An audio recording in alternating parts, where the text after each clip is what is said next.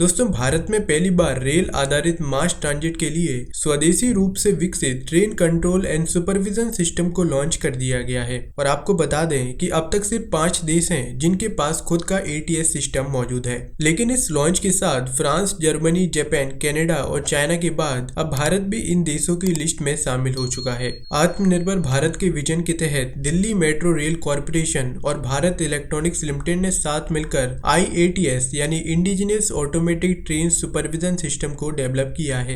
ATS की बात करें तो ये एक कंप्यूटर बेस्ड सिस्टम है जिसके जरिए ट्रेन सिस्टम्स की मॉनिटरिंग, कंट्रोलिंग और ऑपरेशंस किए जाते हैं। मेट्रो जैसे हाई डेंसिटी वाले ट्रांजिट सिस्टम्स में ATS का होना बहुत जरूरी है, क्योंकि ये सिस्टम ट्रेन के शेड्यूल और ट्रैफिक पैटर्न्स के हिसाब से रेल ट्रैफिक को ऑप्टिमाइज करता है, जिससे मेट्रो सर्विसेज को और भी एफिशिएंट और रिलायबल बनाया जा सके। और वहीं CBTC सिस्टम की बात करें तो ये एक सिग्नलिंग सिस्टम है जो ऑनबोर्ड और ट्रैक्स पर लगे इक्विपमेंट्स के बीच कम्युनिकेशन के जरिए ट्रेन्स को कंट्रोल और ऑपरेट करने का काम करता है। पिछले साल मार्च में दिल्ली मेट्रो की रेड लाइन पर इसके ट्रायल रन शुरू किए गए थे और ऐसा पहली बार था जब मेट्रो ट्रेन्स पूरी तरह से देश में विकसित ATS सिस्टम्स पर ऑपरेट की जा रही थी।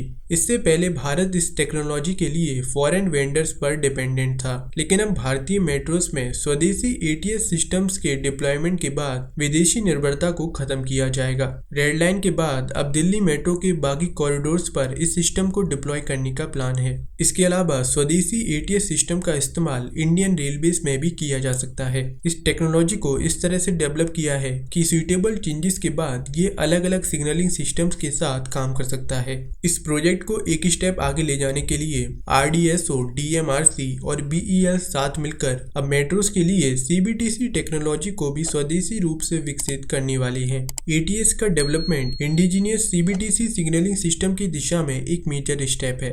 तो दोस्तों, इस पे आपके क्या विचार हैं, हमें कमेंट सेक्शन में जरूर बताएं।